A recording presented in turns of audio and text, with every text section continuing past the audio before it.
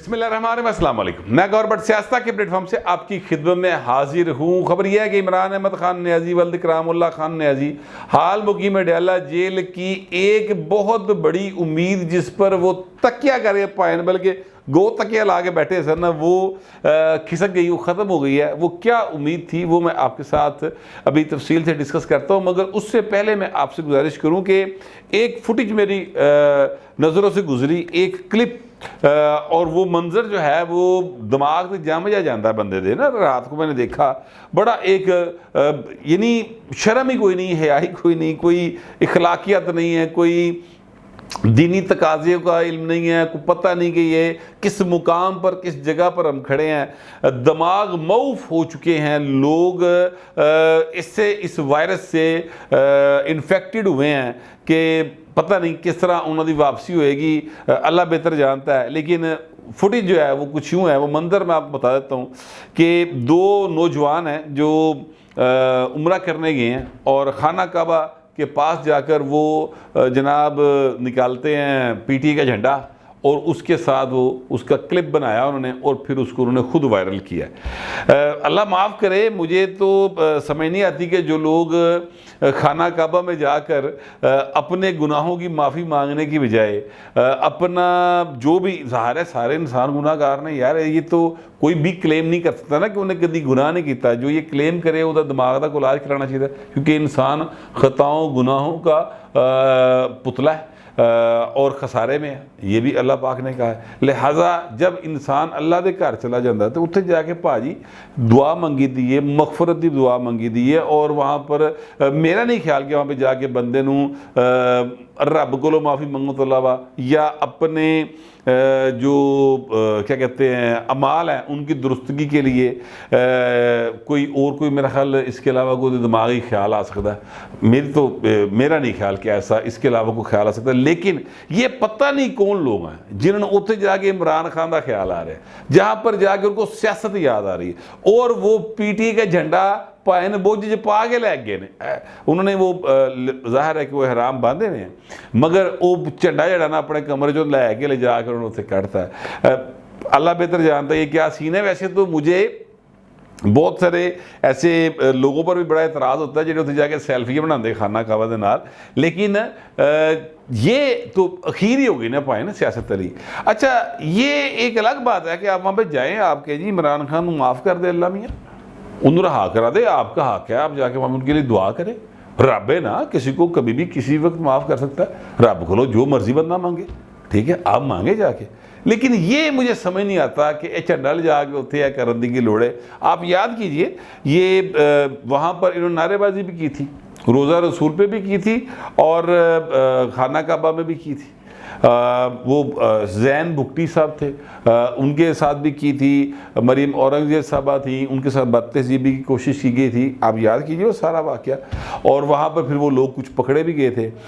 जो जिसने सारा प्लान करके करवाया था वो भाई नस के लंदन वापस चला गया सी। वो ये भी गंजा जड़ा ना वो लंदन ही चाहिए।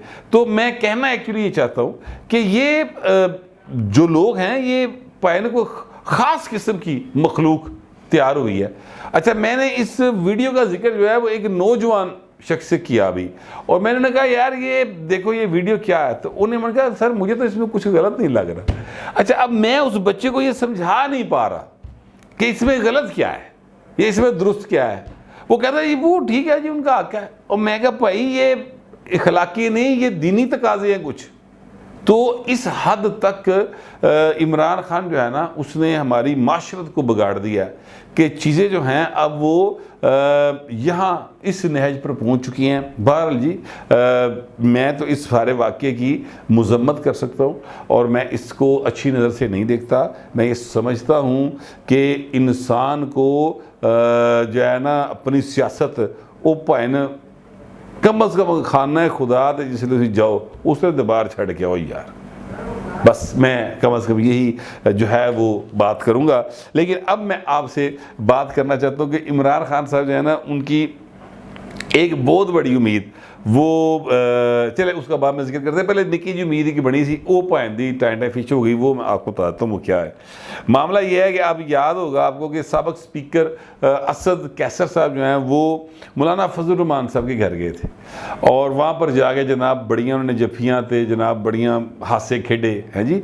और फिर इमरान खान ने ये भी कहा कि मौलाना फजल रहमान साहब जो है ना उनको हमने 30 अप्रैल के 23 मार्च के जलसे की दावत दी है, जेड़ा मुड़ के 30 चला गया, 30 तो 6 अप्रैल से चला गया, 6 अप्रैल तो बिल्कुल ही मुक गया। ठीक है, अच्छा अब वो उन्होंने कहा हमने दावत दी है और हम चाहते हैं कि मौलाना फजल रहमान जो है वो जलसे में आएँ। वो आएंगे या नहीं आएंगे मुझे नहीं पता, ये उन्होंने साफियों से बात करते हुए कहा था। यार ना उदी ज़बान लड़खड़ाई मौलाना फजल रहमान साहब का नाम लेते हुए, ना ये बताते हुए उसे कोई शर्म आई कि मैंने उनको दावत दी है, ना वहाँ पर मौजूदगी सहाफ़ी ने उनसे पूछा कि जनाब ये मौलाना साहब वही हैं जिनको आप मौलवी डीजल कहते थे। यानी जिस अंदाज से वो मौलाना को बुलाता था इमरान खान, और वैसे अगली गल है कि ना ही मौलाना साहब को ख्याल आया इमरान खान के नाल दोबारा यानी नवे सिरे तो अपनी मुहब्बत कायम कर लग्या कि वो बंदे उन्हें मिलना है, मौलाना ने बूहे खोले घर बाले। बस ये जो सीन है इस पर आप क्या बात करेंगे। अच्छा अब ये उम्मीद बंदी कि मौलाना फजल रहमान ने कहता है तहरीक चलाएंगे तो नाल चलेंगे तो जनाब असी बस डेट्स का ऐलान कर दिया, पशीन से शुरू होंगे, फिर कराची जाएंगे, कराची से पेशावर, तो पेशावर से लाहौर है जी, पूरा एक ना रोड मैप देता मौलाना साहब ने। तभी गुजारिश की थी कि बड़ा लंबा टाइम दिया है मौलाना साहब ने, तब तक चीज़ें वो है उदों तक पुलों हेठों बड़ा पानी लंघ गया होगा, तो भाई ने पानी लंघना शुरू हो गया तो पुल जड़ा ना वो ट्रैफिक जी ना बहाल हो गई। वो कैसे हो गई वो बता लूँगा आपको। वो ऐसे हो गई है कि जो मौलाना फजल रहमान साहब हैं वो जो सेनेट का इलेक्शन होगा चेयरमैन का, उसमें यूसुफ रज़ा गिलानी पाकिस्तान पीपल्स पार्टी के वो उम्मीदवार हैं, साबिक़ वज़ीर आज़म हैं, उनको वो वोट करेंगे। और इन के 5 वोट हैं सेनेट के अंदर मौलाना फजल रहमान के, और ये जब 5 वोट कास्ट होंगे तो जो यूसुफ रज़ा गिलानी हैं वो 85 में से 60 वोट लेकर कामयाब करार पाएंगे। ये मेरे पास एक इतला है जो मैं आपको पहुँचा रहा हूँ। ये नहीं, ये सिंपल कैलकुलेशन है, आप उसके ऊपर अगर खुद सेनेट में पार्टी पोजीशन को देखेंगे तो आपको बात समझ आ जाएगी। 60 वोट लैके ना मुर्शद पाक जड़े ने वो चेयरमैन सेनेट मुंतखब हो जाएंगे।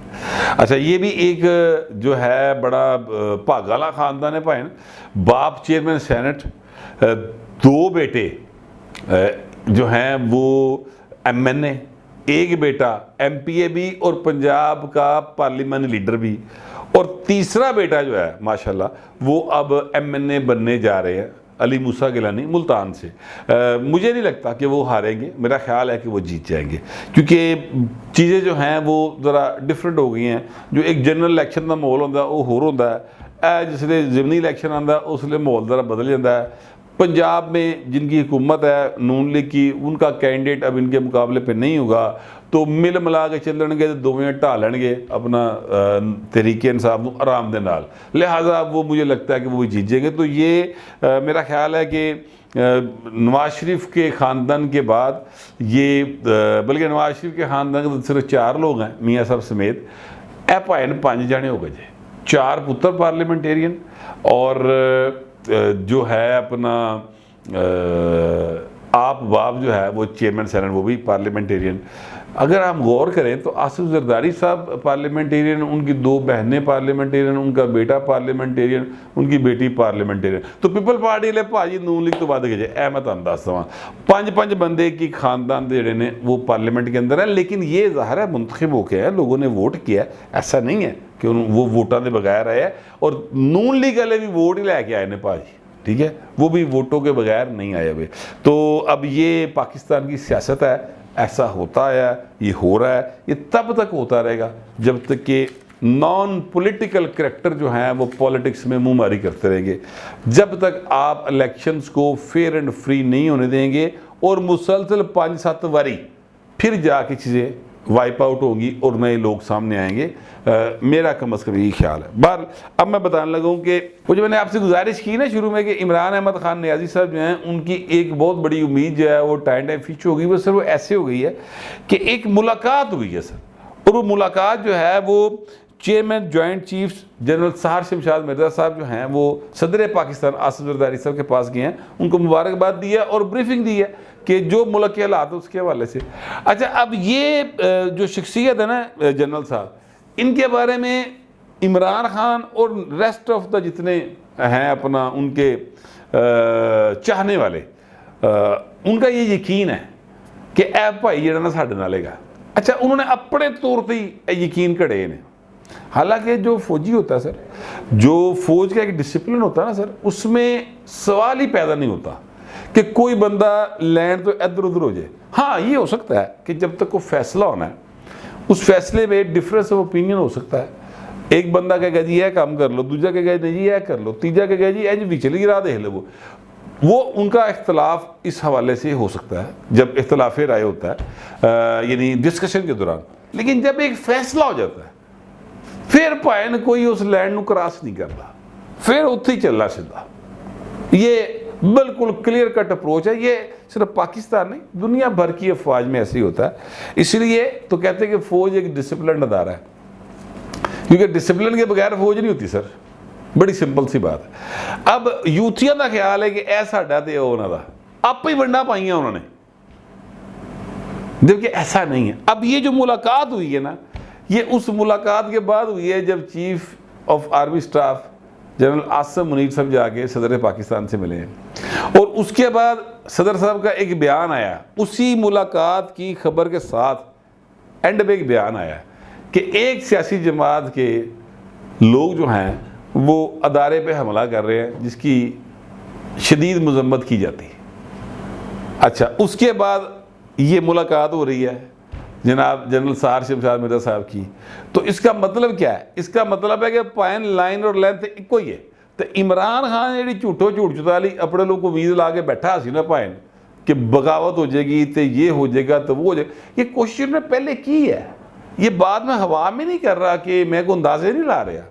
9 मई का जो वाकया वो की सी, बाकायदा बगावत की गई थी, फौज के खिलाफ रिवोल्ट था वो। और वो जिन्हें फौजी छावनियां के हमले जोड़े किए, जोड़े वो उनकी यादगारों के ऊपर जाके उनको जलाया, जो कोर कमांडर हाउस में जाके आग लगाई, ये सारा काम इमरान अहमद खान नियाज़ी के लोगों ने किया ना। तो ये असल में बगावत थी। अब वो हो गई नाकाम। उस तो बाद इन्होंने अपने तौर पर उम्मीद बनाई थी, इसीलिए सिर्फ जनरल आसिम मुनीर को टारगेट करते रहे हैं वो आज तक। फौजी क़यादत के नाम के ऊपर जनरल सहार शमशाद मिर्ज़ा के बारे में बात नहीं करते, क्योंकि इनका यकीन ये है कि ऐ भाई साढ़े नाल है।